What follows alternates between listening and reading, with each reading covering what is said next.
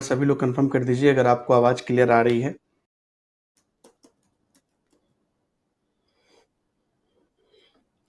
Hello everybody.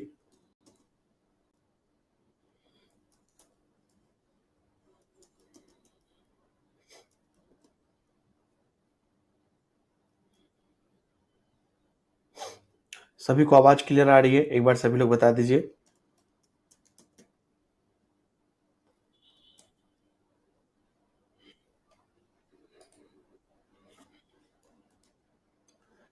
कैसे हैं सभी लोग?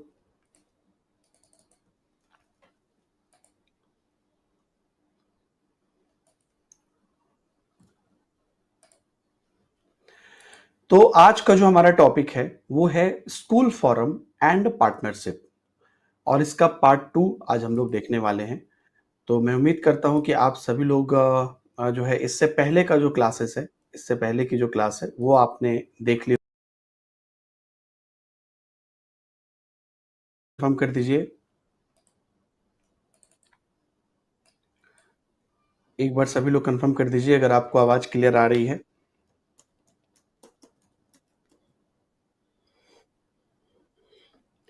Hello everybody.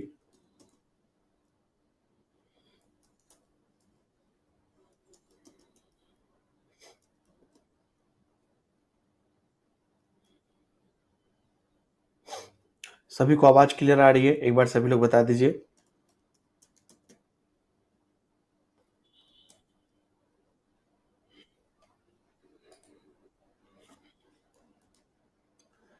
कैसे हैं सभी लोग?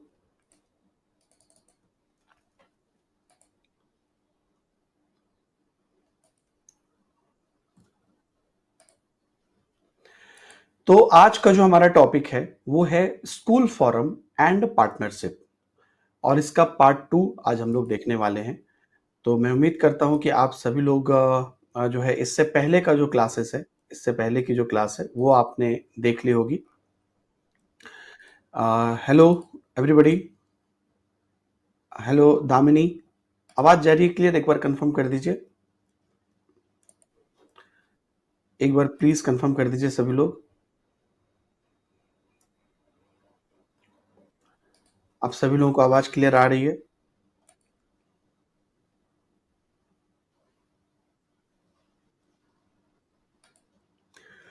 स्कूल फोरम एंड पार्टनरशिप ये टाइटल हमने दिया और इसके लिए इससे पहले हमने इसका एक लेक्चर कराया था और उसमें हमने कई सारी चीज़ें की थी और उसमें मैंने आपको होमवर्क भी दिया था और उस होमवर्क में बहुत सारे एमसीक्यूज हमने डाले थे। तो आप लोगों ने उसे कंप्लीट कर लिया है?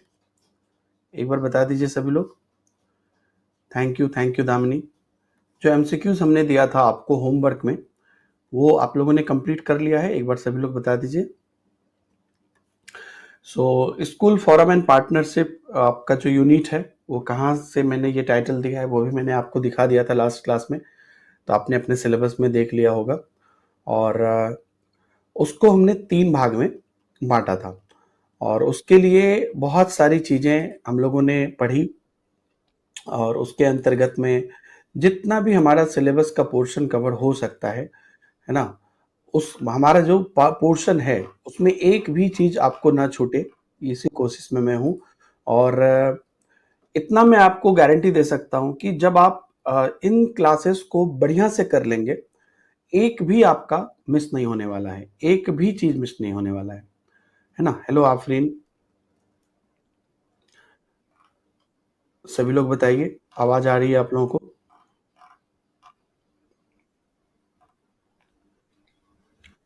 एक बार सभी लोग कंफर्म कर दीजिए, आप लोग को आवाज़ आ रही है? चलिए, तो हम लोग यहाँ पर जो है लास्ट क्लास में हम लोगों ने कई सारी चीज़ें जब देखी उसके अंतर्गत में हेलो इंद्रज्योति। ओके, आज लेट हो गया जुड़ने में इंद्रज्योति।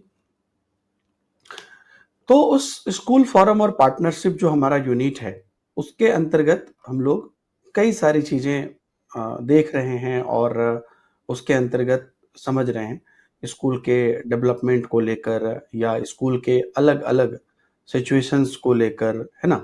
तो वो आपके डी यूनिट में है। आपने गौर किया होगा अगर आपने देखा होगा तो। ये आपके डी यूनिट में है। हमने काफ़ी सारी चीज़ें, एक बार मैं आपको दिखाता हूँ फिर से, ताकि आप एक बार सब लोग एक सेम पेज पर आ जाएँगे। ये वाला देखिए, जो हमारा डी यूनिट है, इसी को हमने देखा था।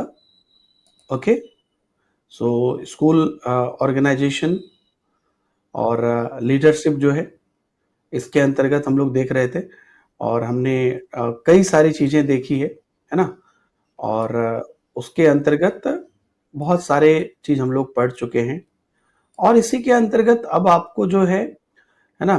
Parent teacher forum, time table, ये सब चीज़ हम लोगों ने देखा है, और उसी के अंदर काफ़ी सारी चीज़ें हैं कि अचीवमेंट डाटा का यूज़ और school self assessment and improvement इत्यादि चीज़ें हैं। तो बेसिकली दोस्तों, ये ना जो आपका पोर्शन है, ये इवैल्यूएशन वाला पोर्शन है ना? इवैल्यूएशन वाला पोर्शन जो है, वो ये कहता है कि कैसे आप बच्चों को चेक करेंगे। आप लोग पहले भी पढ़े हुए हैं असेसमेंट इवैल्यूएशन, लेकिन वही है कि जब आप अपर लेवल पर जाते हैं ना, तो आपको थोड़ा और मतलब डिटेल में और गहराई में पढ़ना पड़ता है। अच्छा वर्षा, आप सब लोग लेट से ज्वाइन कर रहे थे, तो मुझे लगा आप लोग भूल तो नहीं गए कि आज क्लास है। तो चलिए, हम लोग ना उसके अंदर जो हमने अभी आपको दिखाया कि अलग-अलग टाइप के असेसमेंट हो सकते हैं, उन असेसमेंट पर हम लोग चर्चा करेंगे। मैं उम्मीद करता हूँ कि लास्ट क्लास में हमने जो भी पढ़ा था, उसको आपने अच्छे से देख लिया है ना? सब लोगों ने देख लिया है? रिकॉल करने की ज़रूरत तो नहीं है कि आप दोबारा देख लीजिए, आप खुद से देख लीजिएगा, अगर आपको कहीं कोई दिक्कत होगा तो, कोई डाउट्स होगा तो मेरे से ज़रूर पूछिएगा, है ना? तो काफ़ी इम्पोर्टेंट है, इसलिए आप जो है उसको अच्छे से देख लीजिएगा। Okay Renuka, okay Afreen. और यहाँ पर अगर आप गौर करते हैं, तो कई सारी चीज़ें हम लोग जब पिछली क्लास में पढ़ रहे थे, तो हमने आपको बताया था कि टाइम टेबल या पेरेंट्स टीचर एसोसिएशन क्यों ज़रूरी है। साथ में स्कूल असेंबली पर चर्चा की थी हमने, और स्कूल को इम्प्रूवमेंट के लिए कई सारी चीज़ों पर हमने चर्चा की थी। तो चलिए, आज उसके आगे बढ़ के हम लोग चलते हैं अपने असेसमेंट इवैल्यूएशन की तरफ, जो बच्चों के लिए ज़रूरी है, स्कूल फॉर्म के लिए बहुत आवश्यक है ना? चलिए, thank you, hello mister DL. तो formative and summative assessment. So formative और समेटिव असेसमेंट आप लोग पहले से पढ़े हुए हैं, इसलिए मैं चाहूँगा कि आप लोग इसमें ज़रूर पार्टिसिपेट करिए। कि ये 2 प्रकार के असेसमेंट होते हैं दोस्तों। अब ये 2 प्रकार का जो असेसमेंट होता है, ये क्यों अच्छा, इसमें डिफरेंस क्या है, पहले आप बताइए? क्योंकि पहला स्लाइड हमारा वही है। क्या डिफरेंस है आपके हिसाब से? So there are two type of assessment which are considered different from each other because they are used in different ways and for different purpose. You might be very familiar with summative assessment from your own educational experience, है ना? But may not have fully explored the value and opportunity in formative assessment, or you may already be doing it but are unsure of your skills. It may not know completely. देखिए कितना beautifully ये शुरू हुआ है। यही topic जब आप CTET में पढ़ते हो तो अलग तरह से पढ़ते हो, यही टॉपिक जब आप यहाँ पढ़ रहे हो मेरे दोस्तों, देखिए कितनी ब्यूटीफुल बात लिखा है कि वर्तमान में क्या होता है हमारे स्कूल में। हम लोग इतना फॉर्मेटिव असेसमेंट चर्चा करते हैं, लेकिन सच्चाई तो यही है ना कि हमारे स्कूल में हम एक ही चीज़ जानते हैं कि भाई पढ़ाई करते हैं, एग्ज़ाम देते हैं, तो वो एग्ज़ाम एक्चुअल में समेटिव है।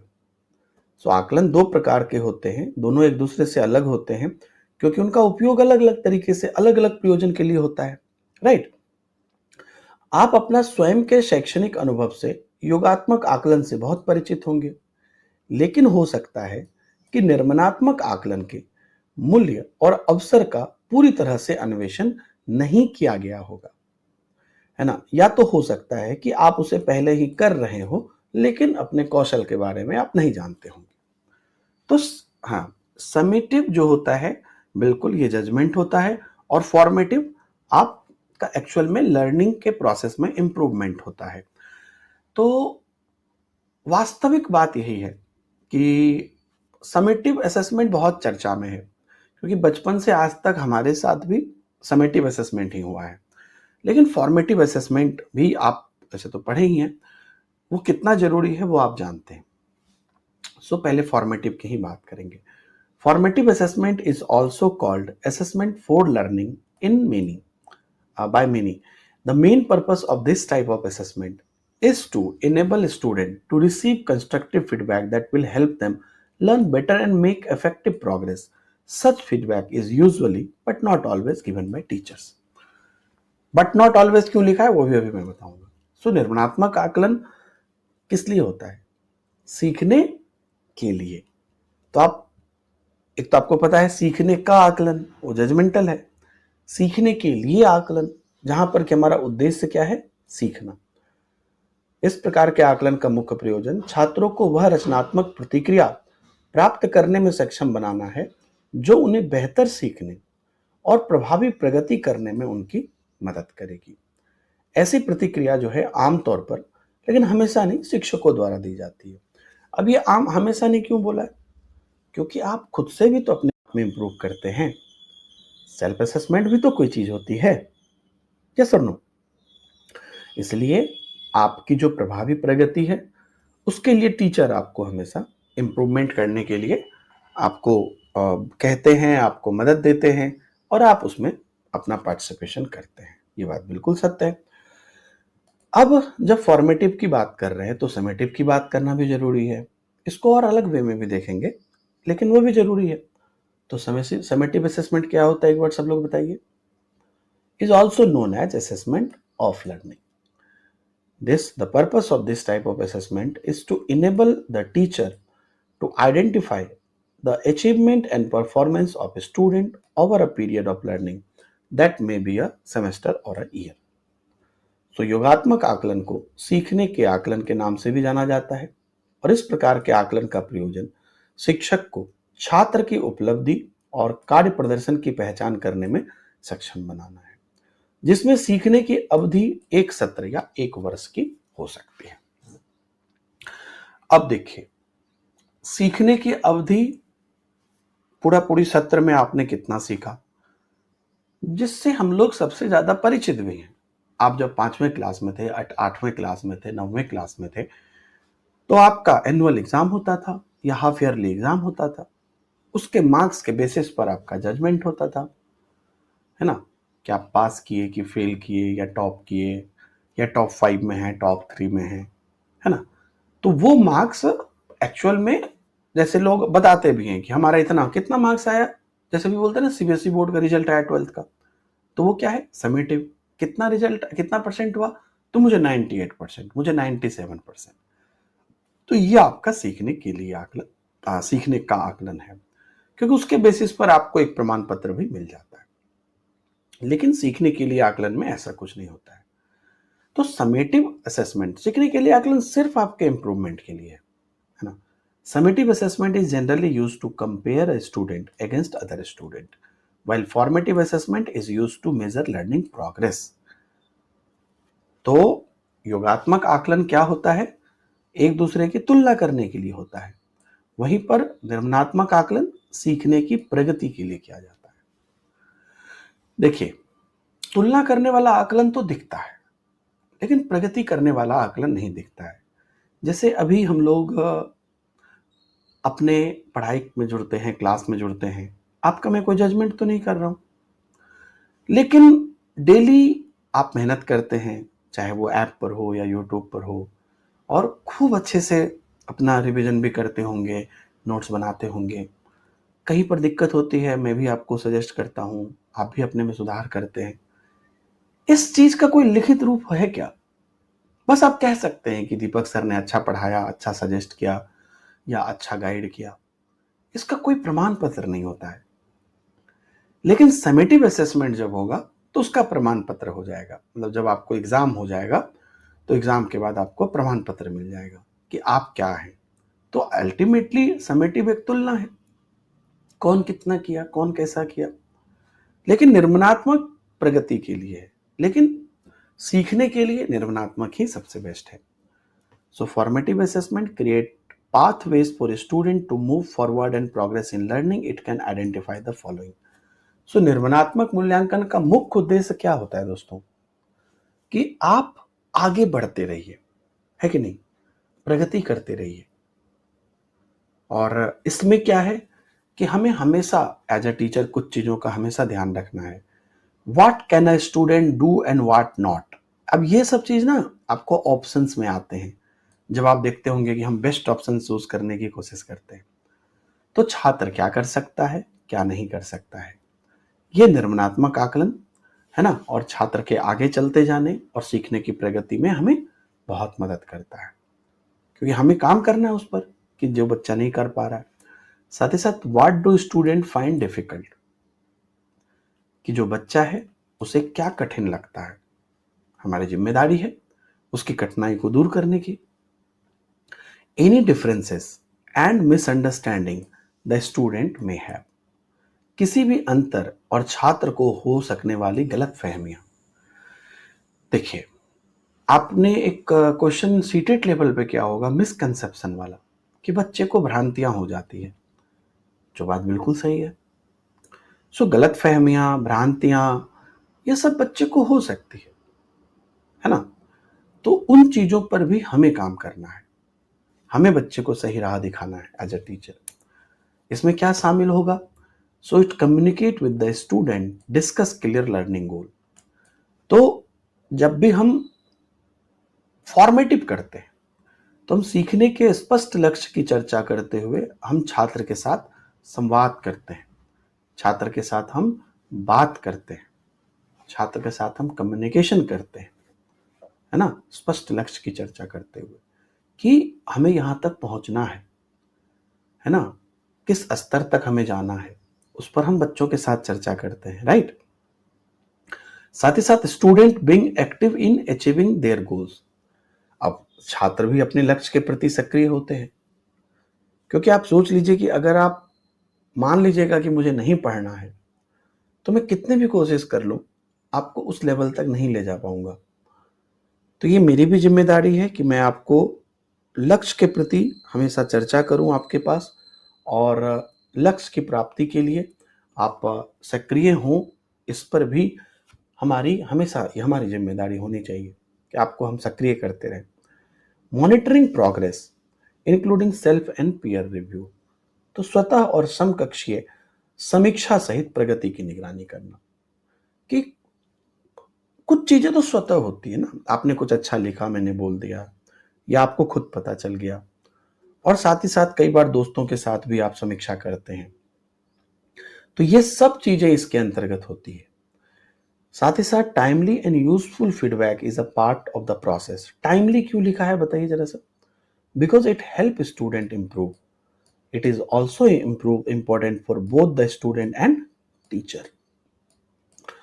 Remain determined to achieve their goals until the student achieve his or her goals, which will obviously require the teacher to adjust his or her teaching to meet the student needs. दोस्तों, timely और useful feedback क्यों? अगर मान लीजिए मैं आपको exam के बाद आपको फीडबैक दूं कि तुम ऐसा कर लिए होते, सीरियस हो गए होते, या ये जो यहाँ पर पीछे हमने लिखा है ना कि लक्ष्य की प्राप्ति के लिए सक्रिय होना, ये चीज समय रहते बताना जरूरी है ना। तो इसलिए सामयिक है और उपयोगी होना ही चाहिए, क्योंकि वह सुधारने में छात्र की मदद करता है। यह भी महत्वपूर्ण है कि छात्र और शिक्षक दोनों अपने लक्ष्य को प्राप्त करने के लिए दृढ़ रहें। जब तक कि छात्र अपने लक्ष्य को प्राप्त ना कर ले, जिसके लिए निश्चित तौर पर शिक्षक को छात्र की जरूरत को पूरा करने के लिए अपने अध्यापन में समायोजन करना पड़ सकता है, एडजस्टमेंट करना पड़ सकता है, ताकि हम अपने आप को इम्प्रोवाइज करते जाएं बच्चे को आगे बढ़ाने के लिए। हम कह सकते हैं कि formative assessment has a very different purpose and approach than summative assessment. पूरा पूरी अलग ही पर्पस है। Summative assessment is more formal. Formative assessment takes place in the classroom context and developed based on the relationship between teacher and student. The main feature of formative assessment है ना, by the Central Board of Secondary Education 2009 R। तो जो कहा गया है CBSE में, निर्माणात्मक आकलन का योगात्मक आकलन के मुकाबले अलग दृष्टिकोण है। जहां योगात्मक जजमेंट करता है, निर्माणात्मक क्या करता है? इम्प्रोवाइज करता है। और योगात्मक आकलन अधिक औपचारिक होता है। फॉर्मेटिव औपचारिक होता है कि नहीं होता है? होता है, लेकिन इसमें स्टिल एक इनफॉर्मल डिस्कशंस भी रहते हैं। लेकिन योगात्मक तो पूरी औपचारिक होता है। जब आप एग्जाम हॉल में जाते हो तो कंप्लीटली औपचारिक होता है, टाइम को लेकर, व्यवस्था को लेकर, डिसिप्लिन को लेकर। तो निर्माणात्मक आकलन का कक्षा के संदर्भ में यह संपन्न होता है और शिक्षक और छात्र के बीच संबंध की बुनियाद पर विकसित होता है। निर्माणात्मक आकलन जो सीबीएसई के द्वारा तैयार की गई है, उसकी कुछ मुख्य विशेषता क्या है? देखिए, उसकी मुख्य विशेषता है कि this is clinical and corrective. अब इसमें क्या कह रहा है कि ये जो हमारा निर्माणात्मक है, ये क्या है? नैदानिक और सुधारात्मक। आप समझ पा रहे होंगे कि यहां पर नैदानिक को हम लोग डायग्नोस्टिक बोलते हैं और सुधारात्मक को रेमेडियल बोलते हैं कि नहीं? जो क्लिनिकल एंड करेक्टिव भी इसको बोलते हैं। तो जो हम जब भी बच्चे को प्रॉपर बच्चों की कमियां पहचानना, जो डायग्नोस्टिक है उसमें हम कमियां पहचानते हैं और सुधारात्मक में उस कमियों को दूर करने की कोशिश करते हैं। That make provision for effective response, वह प्रभावी प्रक्रिया के लिए प्रावधान करता है। साथ ही साथ it provide a platform for active participation of student in their own learning, वह छात्र को स्वयं सीखने में उनकी सक्रिय भागीदारी के लिए एक मंच भी प्रदान करता है। साथ ही साथ it enables teachers to adjust teaching taking into account the assessment result, वह शिक्षकों को आकलन के नतीजे को ध्यान में रखते हुए अध्यापन को यानी कि पढ़ाई को समायोजित करने में सक्षम करता है। अब इसका मतलब क्या हुआ कि शिक्षक के आकलन के नतीजे को ध्यान में रखते हुए कि अगर मैंने देखा है कि इस चीज को पढ़ाने के बाद जो हमने फॉर्मेटिव असेसमेंट किया उसमें मैंने देखा कि बच्चों में यहां कमी रह गई, तो अब आगे मुझे उन चीजों पर काम करना है एज अ टीचर, है ना। उसके बाद ये recognise that immense impact that assessment has on student motivation and self esteem which has important implication for the learning process. So वह उस अगाध प्रभाव की भी पहचान करता है जो आकलन छात्र की प्रेरणा और आत्मसम्मान, है ना, जिनके सीखने की प्रक्रिया पर महत्वपूर्ण प्रभाव डालते वह डालता है। मतलब क्या आपके आकलन से बच्चा मोटिवेट हो रहा है? क्या आपके आकलन से बच्चे के अंदर आत्मसम्मान की भावना आ रही है? दोस्तों, सच्चाई तो यह है कि बहुत सारे टीचर अपनी साइकोलॉजी की कम समझ की वजह से आकलन के क्रम में बच्चे को डिमोटिवेट कर देते हैं, बच्चे के आत्मसम्मान को गिरा देते हैं। आप एक बार आंख बंद करके सोचिए कि हमारे स्कूल के दिनों में अगर हमें नंबर कम आता था तो हमें बहुत लज्जा होती थी, हमें शर्म आती थी, है ना, हमें डांट पड़ सकती थी, चाहे वो मंथली टेस्ट ही क्यों ना हो, क्लास टेस्ट ही क्यों ना हो। एक्चुअली में वो रचनात्मक होता है, उसमें कभी भी बच्चे के मोरल या मोटिवेशन को डाउन करना या आत्मसम्मान को डाउन करना की बात नहीं होनी चाहिए। उसका उद्देश्य ये होना चाहिए कि ठीक है, आज इतना हुआ, कल इतना होगा, एक पॉजिटिव नोट पर उसको लेकर जाना चाहिए। आप कब किसी काम को करने के लिए बहुत प्रेरित होते हैं, आप बताइए। जैसे मैं आपको बता रहा हूं, आप एक बहुत बड़ा सा रखा हुआ है कोई सामान, है ना, उसको आपको खिसकाना है, आप उसको बहुत देर से दम लगा रहे हैं, वो नहीं खिसक रहा है, तो आपको आपको बोल भी दिया कि भाई वो नहीं खिसकेगा, तो आपका नहीं कर पाओगे, आप उसको लेके प्रेरित नहीं होंगे। लेकिन अगर आपसे हल्का सा भी वो खिसका है और लोग आपको बोल रहे हैं अरे हाँ हल्का सा खिसका है, हो रहा है, तो आपको और मोटिवेशन मिलेगा। तो टीचर की यहां पर यही जिम्मेदारी है कि आप एक ऐसे मार्गदर्शक हैं जो बच्चा थोड़ा भी जो प्रोग्रेस किया है ना, उस चीज को ध्यान दो। आप समझिए, टीचर ये भी तो बोल सकता है अरे इतना देर में इतना ही खिसकाया है, लेकिन नहीं, आपको बच्चे के आत्मसम्मान और प्रेरणा इन सबको भी बढ़ाना है कि उन्होंने क्या किया है, उससे आगे और हो सकता है। इस नोट पे चीजों को लेकर चलिए। He recognized that the need of the student for a student to be able to assess themselves and understanding how to improve. वह छात्रों की स्वयं का आकलन करने में और सुधार करने के तरीके को समझने में सक्षम होने की जरूरत की पहचान करता है। तो छात्र के स्वयं मतलब आपको भी एक अंडरस्टैंडिंग दी जाती है कि आप कैसे अपना आकलन करें, सुधार के तरीके की पहचान करें। ये तब करोगे ना कि आप समझिए ना बात, जो मैंने आपको एग्जांपल दिया खिसकाने वाला। आप जब बोलोगे हाँ अभी खिसका, तो उसको आइडिया लगेगा ना कि कैसे धक्का देने पे खिसक रहा है। तो ठीक उसी प्रकार से जब आपने छोटा सा भी कुछ एफर्ट लगाया और मेहनत किया, जैसे आपने कमेंट लिखा, एक्सप्लेनेशन लिखा, तो मैं बोलता हूं ना कि वर्षा बहुत बढ़िया, आफरीन बहुत अच्छा, मिस्टर डीएल बहुत बढ़िया। तो आपको पता है ना कि नहीं ये चीज ऐसे होने पे अच्छा होता है, तो आप उस पर और इनपुट लगाओगे। आपको खुद पता चलेगा कि हम कहाँ पे अच्छा कर रहे हैं। साथ ही साथ ही builds on the student prior knowledge and experience to conceptualise what is to be taught. तो वह जो कुछ भी पढ़ाया जाना है उसकी परिकल्पना के लिए छात्र के पूर्व ज्ञान और अनुभव की नींव विकसित होती है। आप हमेशा चर्चा को इतना सरल रखो, इतना इजी रखो कि बच्चे आराम से उसको अपने पूर्व ज्ञान से जोड़ पाए और उनकी जो अपनी अनुभव है उस अनुभव से अपने आप को वो आगे लेकर चल पाए। साथ ही साथ incorporate different learning style to decide how and what to teach. तो कैसे और क्या पढ़ाया जाना है यह तय करने के लिए सीखने की अलग अलग शैलियों को आपको समाविष्ट करना है कि कैसे पढ़ाना है, क्या पढ़ाना है, इसका आइडिया आपको वहां से मिलेगा कि एफर्ट किस दिशा में लगाना है।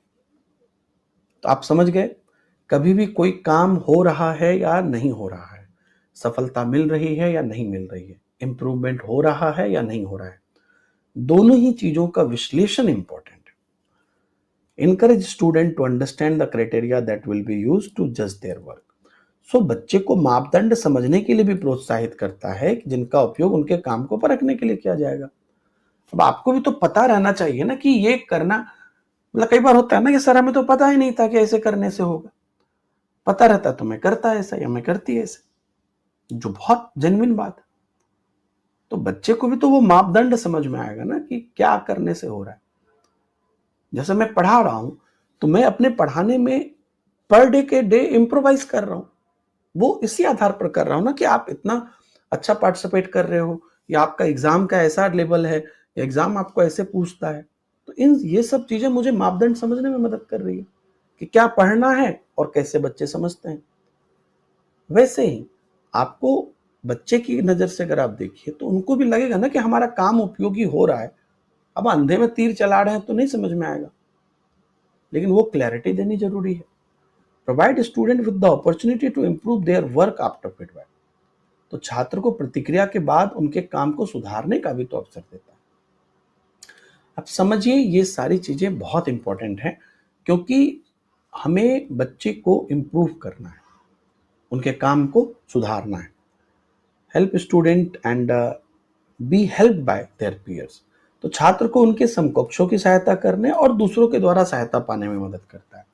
तो इस तरह का आपको निर्माणात्मक मूल्यांकन का माहौल बनाना है कि बच्चा भी दूसरे को मदद कर रहा है और दूसरा बच्चा भी से भी वो मदद ले रहा है। अभी क्या है, कई बार लोगों के ईगो सामने आ जाते हैं, नहीं आता नहीं आता मैं उससे क्यों पूछूं। तो आपको इस तरह का कल्चर क्रिएट करना है फॉर्मेटिव में।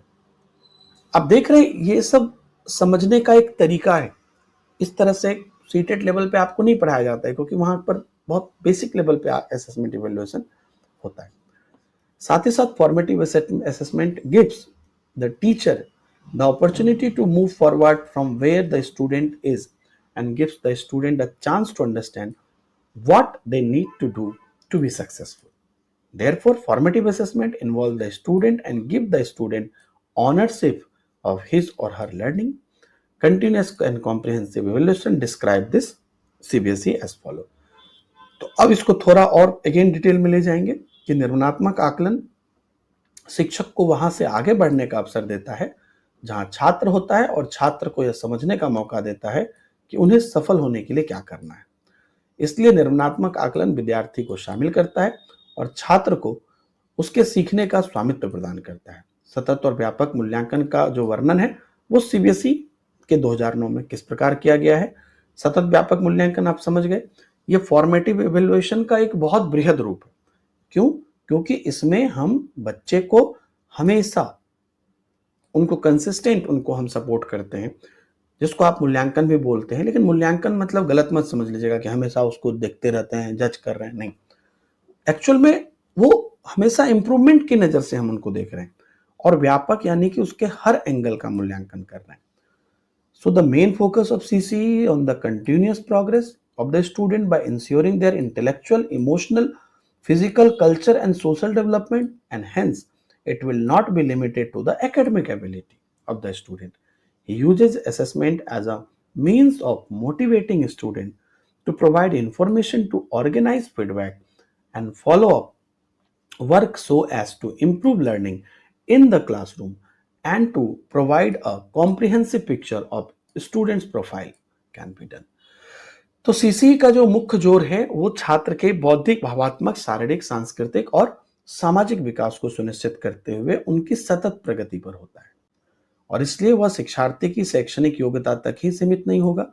वह आकलन का उपयोग विद्यार्थी को प्रतिक्रिया और अनुवर्ती काम की व्यवस्था करने के लिए, जानकारी प्रदान करने के लिए प्रेरित करने के साधन के रूप में करता है ताकि कक्षा में सीखने की प्रक्रिया को सुधारा जा सके और विद्यार्थी की प्रोफाइल की एक व्यापक तस्वीर प्रस्तुत की जा सके। इसको कंक्लूडेड रूप में समझिए।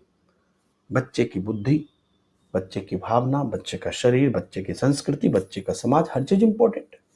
हम काहे किताब किताब किताब खाली करेंगे? हमें बच्चे को हर तरह से देखना है। ये है सीसीई की व्यापकता और सिर्फ क्लास में नंबर लाने तक ये सीमित नहीं रहेगा, है ना। बच्चे विभिन्न प्रकार के जो काम कर रहे हैं और उसके साथ जो उनको उसके लिए मोटिवेशन मिल रहा है। अभी पीछे हमने चर्चा की कि अगर आपको पता होगा कि आपका एफर्ट काम कर रहा है, आपको मोटिवेशन मिलता है, तब आप उसको और सुधारते हो क्योंकि आपको मजा आता है ना। तो इसलिए एक व्यापक प्रोफाइल बच्चे की तस्वीर प्रस्तुत की जाए कि ये व्यक्ति इन इन फील्ड में, इन इन तरह से, इन इन चीजों में वो बेटर कर रहा है। अब ये सब चीजें इतनी इंपॉर्टेंट है इस बीच में, चाहे वो फॉर्मेटिव हो, चाहे वो समेटिव हो, चाहे वो कंटिन्यूअस कॉम्प्रिहेंसिव हो, इन सब के अंदर एक चीज आपने देखा होगा कि बच्चे को खुद को समझाना, और उसी को कहते हैं हम self assessment. Self assessment refers to the assessment or evaluation of one's own action, attitude and performance by a person. Self assessment is the process of looking at oneself, self realization, in which the individual brings out various aspects of oneself, है ना, that are essential or salient to others' identity. One of its major objectives is self assessment as well as self verification and self growth. सिर्फ अब उस बात की पर हम चर्चा कर रहे हैं जब आप अपने किस्मत लिख रहे हैं, आप अपना मूल्यांकन कर रहे हैं, और यह सबसे बढ़िया होता है। In self assessment, student and teacher should be provided this opportunity to reflect on their work and how well they have done the assessment criteria. Under self assessment, students and teachers should be provided this opportunity so that they become capable of judging the good and bad of their work, so that they can learn about the same and not concentrate on making grades. तो स्व आकलन किसको कहते हैं? आज आपको एक और चीज बताना चाहता हूं, आगे स्लाइड में आएगा भी वो, कि स्व आकलन सिर्फ बच्चे का नहीं होता है, टीचर्स का भी होता है। तो स्व आकलन से तात्पर्य किसी व्यक्ति द्वारा अपने स्वयं के क्रियाकलाप, मनोवृत्ति और निष्पादन का आकलन से। आपको आपके बारे में पता है और ये बहुत जरूरी भी है। कई बार लोग अपने आप को अंधेरे में रखते हैं। तो इसमें क्या होता है, व्यक्ति स्वयं को देखता है, अपना आत्म साक्षात्कार करता है और व्यक्ति अपने अलग अलग पहलुओं को सामने लाता है जो किसी व्यक्ति की पहचान के लिए, आपकी खुद की पहचान के लिए आवश्यक या प्रमुख है। इसके प्रमुख उद्देश्य में से एक उद्देश्य स्व आकलन के साथ साथ स्व सत्यापन और स्व वृद्धि है। आप अपने आप को वेरीफाई करते हो कि yes, I have done this good, no, I should not do this, है ना? सेल्फ एवरीथी कि मुझे यहां पर अपने आप को इंप्रूव करना है। और ये चांस सब व्यक्ति में होता है, चाहे आप स्टूडेंट हो या टीचर हो। तो स्व आकलन में छात्र एवं शिक्षक को अपने कार्य को प्रतिबिंबित करने और कितनी अच्छी तरह से उन्हें आकलन मापदंड स्व मूल्यांकन के अंतर्गत छात्र और शिक्षक को यह अवसर दिया जाना चाहिए कि वह इस योग्य हो जाए कि वह अपने कार्यों की अच्छाई और बुराई को जान सके। ये नहीं कि उनका ध्यान सिर्फ ग्रेड पे लगा रहे। तो स्टूडेंट को भी, टीचर को भी इतना स्पेस दीजिए, इस तरह का माहौल क्रिएट करिए कि वो इस बात को जाने कि अच्छा क्या है, बुरा क्या है। ये नहीं कि लगे हुए हैं ग्रेड लाने के पीछे। क्योंकि हमेशा से मैंने कहा है, महारत उन्मुखी जब पढ़ाता हूं, मास्टरी ओरिएंटेड, वहां भी अगर आप परफॉर्मेंस के चक्कर में तो फिर उतना परफॉर्मेंस नहीं होगा, लेकिन अगर आप मास्टरी करने के चक्कर में तो आपका परफॉर्मेंस भी होगा, ग्रेड भी आएगा, और सबसे बड़ी बात, आपके अंदर समझ और नॉलेज भी विकसित होगी। अब टीचर स्टूडेंट अपना स्व आकलन करता है और टीचर भी अपना स्व आकलन करता है। सबसे पहले स्टूडेंट का सेल्फ असेसमेंट। अच्छा, इस टॉपिक को पढ़ते हुए कहीं पर भी आपको ऐसा फील हो रहा है कि अरे यार, बच्चे को जज कर रहे हैं, बच्चे को चेक कर रहे हैं, जबकि पूरा क्लास आज असेसमेंट इवैल्यूएशन पे ही चल रहा है। तो यही ब्यूटी है वास्तविक इवैल्यूएशन का, है ना? तो student self assessment include the student evaluation of the learning process and their work, and self-assessment is an important part of the process and an assessment tool. तो छात्र स्व आकलन के अंतर्गत छात्र द्वारा अधिगम प्रक्रिया एवं अपने कार्यों का मूल्यांकन सम्मिलित किया जाता है। स्व आकलन प्रक्रिया का एक महत्वपूर्ण हिस्सा एवं आकलन उपकरण है। तो ये बच्चे का स्व आकलन के अंतर्गत आता है। And through self assessment student can assess the following qualities. कैसे? Identify the gaps in your skills, अपने कौशल के बीच अंतराल की पहचान करें। To ensure what they should concentrate more in learning, अधिगम को उन्हें कहां पर अधिक ध्यान केंद्रित करना है, इसको सुनिश्चित करें। ये सेल्फ असेसमेंट के लिए बहुत जरूरी है। साथ ही साथ इन सेटिंग रियलिस्टिक टारगेट, यथार्थवादी लक्ष्य आप निर्धारित करिए। मतलब आपको पता है ना कि क्या उचित है ना? ये वही उचित काम करिए जो यथार्थ है। अब मैं आपको बोल दूं कि उड़ के आसमान को छू के आ जाओ, not possible. To conduct self assessment, to review one's own actions, अपने कार्य को आप रिव्यू करिए, पुनरीक्षित करने हेतु स्व आकलन करिए, ताकि आप अपने कार्य को बेटरमेंट पर ले जा सके। टू एसेस योर प्रोग्रेस, अपनी प्रगति का आकलन करिए कि आप कैसे और बेटर हो सकते हैं। अब आता है टीचर्स द्वारा सेल्फ असेसमेंट। टीचर्स को भी अपना सेल्फ असेसमेंट करना चाहिए, है ना? तो self assessment is an effective technique to improve one's achievement. Through this the teacher can improve his teaching by getting information about his shortcomings and qualities, and self assessment also provide teacher with opportunity for professional development. तो अपने आप को as a teacher लोग ये कहना सबको बंद कर देना चाहिए कि यार मैं तो सबसे बढ़िया टीचर हूं, मुझे तो सब आता है। नहीं, क्योंकि आपके अंदर भी, एक टीचर के अंदर भी अपने प्रोफेशनल डेवलपमेंट की हमेशा ललक होनी चाहिए। क्योंकि आप जब तक इस दुनिया में हैं तब तक आप और बेहतर हो सकते हैं। Under self assessment the teacher observe whether the teaching methods related audio visual aids he is using for teaching are appropriate or not, and what are the shortcomings in the teaching, है ना? shortcomings मतलब कमी, are students taking interest in learning or not, है ना, etc. Teachers who are interested in doing their best, the teacher who take self assessment seriously and also share their analysis with others, along with this those teacher also receive suggestions from others to make their teaching effective. तो इसमें कोई teachers को शर्म की बात नहीं होनी चाहिए, है ना? स्व आकलन में आप अपनी उपलब्धि में सुधार करते हैं, है ना?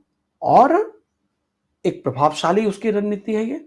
इसके माध्यम से शिक्षक अपने कमियों और गुणों के बारे में जानकारी प्राप्त कर सकते हैं और उसमें सुधार ला सकते हैं।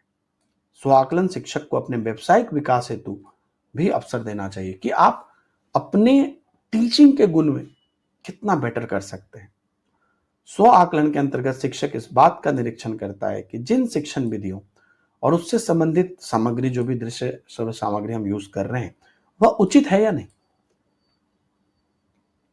क्या उसमें कोई इंप्रूवमेंट की आवश्यकता है? क्या हमारे शिक्षण में कोई कमियां हैं? बच्चे रुचि ले रहे हैं या नहीं?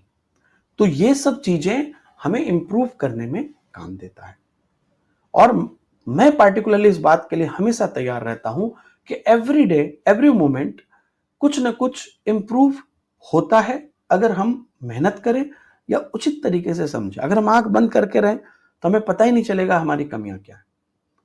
तो हमेशा हमारे पास वो स्कोप होता है।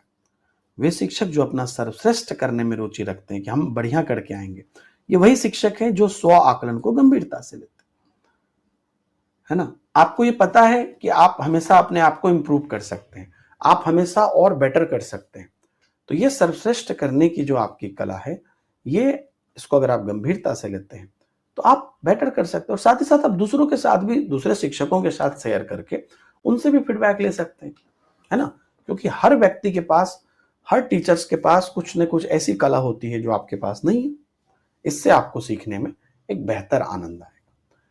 तो मेरे दोस्तों, यहां पर क्या समझ में आया कि apart from the above mention fact, the following element are helpful in self assessment. क्या है? To improve the educational experience provided to the student. छात्र को जो भी शैक्षिक अनुभव प्रदान किए जा रहे हैं उसमें सुधार करना।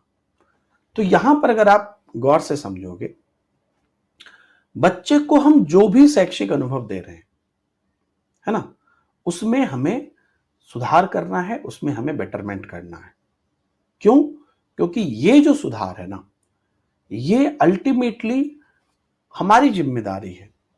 और हम जब तक बेटर अंडरस्टैंडिंग नहीं लाते हैं, जब तक हम बेटर अनुभव बच्चे को नहीं देते हैं, बच्चों में सुधार संभव नहीं है। Hello CB Singh. तो बेटा, क्लासेस तो चलती है अच्छे से और सभी लोग ज्वाइन भी करते हैं। एक बार आप अपना इंटरनेट चेक कर लीजिए या किसी दूसरे मोबाइल से ट्राई कर लीजिए, तो आपको आइडिया लग जाएगा। जी, इसके अलावा कोई भी बात हो तो आप बता सकते हैं। इसके बाद जो अगला पॉइंट है बेटा, तो आप लोग को सबको समझ में आ गया ये बात कि सेल्फ असेसमेंट स्टूडेंट के लिए भी जरूरी है, टीचर के लिए भी जरूरी है। लेकिन टीचर्स के लिए इसलिए भी जरूरी है कि आप बच्चों में सुधार कर सकिए।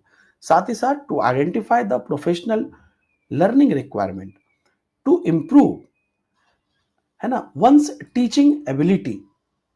अपनी शिक्षण क्षमता में सुधार करने के लिए आवश्यक व्यावसायिक शिक्षा की पहचान करना। तो अपनी शिक्षण क्षमता में सुधार करने के लिए आवश्यक व्यावसायिक शिक्षा की पहचान करना। उसके बाद the teacher should be prepared for review by critics on his performance. शिक्षक को अपने प्रदर्शन पर समीक्षकों द्वारा की गई समीक्षा के लिए तैयार है।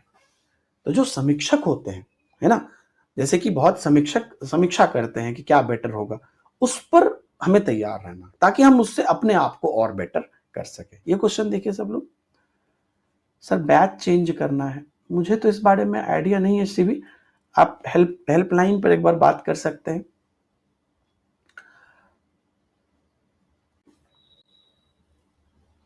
देखिए क्वेश्चन, देखिए सभी लोग।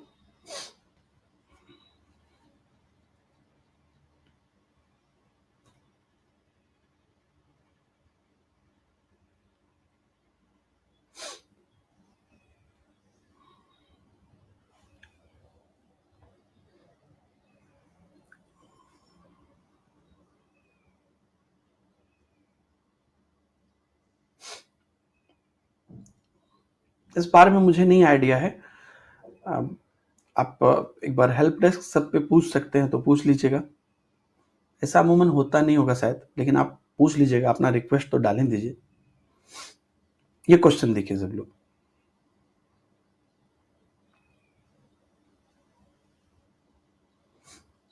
सो फॉर्मेटिव असेसमेंट क्या है, रचनात्मक आकलन क्या है? A process that does not involve value judgement, एक प्रक्रिया जिसमें मूल्य निर्धारण शामिल नहीं है। हम्म। या मानदंड के साथ तुलना और करके छात्र अधिगम के मूल्यांकन द्वारा क्रियान्वित करना, है ना, perform by evaluating student learning by comparing with the benchmark. या उच्च कोटि के मूल्यांकन के माध्यम से शिक्षक की योग्यता निर्धारित करने के लिए उपयोग करना, यानी कि use for rating the learner through high point valuation या less beneficial for the teacher. तो आप सभी लोग यहां पर सही आंसर नहीं दे पा रहे हैं। क्यों? क्योंकि जो उन्होंने बी आंसर दिया है, तो यहां पर पहली बात तो किसी बेंचमार्क के साथ तुलना नहीं होती है रचनात्मक में, क्योंकि हम यहां पर बच्चे को किसी भी प्रकार से जज नहीं कर रहे हैं, कोई भी वैल्यू डिसाइड नहीं कर रहे हैं, हम उस बच्चे के अंदर इन्हांस कर रहे हैं। तो सेम चीज यहां पर सी और डी में तो आप समझ गए, लेकिन बी में भी तो वही हो रहा है कि एक पर्टिकुलर बेंचमार्क से हम उसका कंपेयर कर रहे हैं। ये हमें नहीं करना है। हमें क्या करना है? एक ऐसी प्रक्रिया है जिसमें मूल्य निर्धारण शामिल है ही नहीं। क्यों? क्योंकि मूल्य निर्धारण जो है, बच्चे की जो वैल्यू डिसाइड करना है, ये किसमें होता है? समेटिव में होता है। ये तो बच्चे को इंप्रूव करने के लिए होता है ना। ओके, तो बहुत सारे आपको क्वेश्चंस यहां पर दिए हुए हैं आगे, सभी आपका यहां से आगे होमवर्क है, सभी लोग अपना होमवर्क कंप्लीट कर लीजिएगा अगले क्लास से पहले, ताकि आपको पूरा आइडिया हो जाए। लेकिन आंसर बाद में देखिएगा, नेक्स्ट स्लाइड में आंसर है, पहले अपने से बनाइएगा, जो लगे आपको, गलत हो सही हो, उसके बाद आप सारा क्वेश्चन अटेम्प्ट करिए, जितने भी क्वेश्चन मैंने इस टॉपिक से आपको दिए हैं, और फिर उसके बाद आप जो है अगले क्लास में आइएगा। और एक और चीज मैं आपको बता दूं, कई बच्चे को, हालांकि आप लोग को दिक्कत नहीं है, कई बच्चे बोलते हैं कि सर कहाँ एमसीक्यूज कहाँ मिलेगा, होमवर्क कहाँ मिलेगा। तो बेटा जब आप बैच ओपन करते हो ना, तो क्लास के नीचे जो रहता है पीडीएफ डाउनलोड, वही पीडीएफ है, बस एक ही पीडीएफ तो मैं देता हूँ। अब जैसे ये 66 पेज की पीडीएफ है, तो यही बस पीडीएफ है। इसी में आपको ऊपर में जैसे मैंने पढ़ाया है वैसी सीरीज में आपको यहाँ पे पीडीएफ मिल जाएगी। तो आगे थ्योरी मिल जाएगी, पीछे क्वेश्चंस मिल जाएंगे। तो बस आपको उसी को डाउनलोड करना है और अपने नोट्स वगैरह बनाना है। Thank you very much, see you in the next class, bye bye, जय हिंद।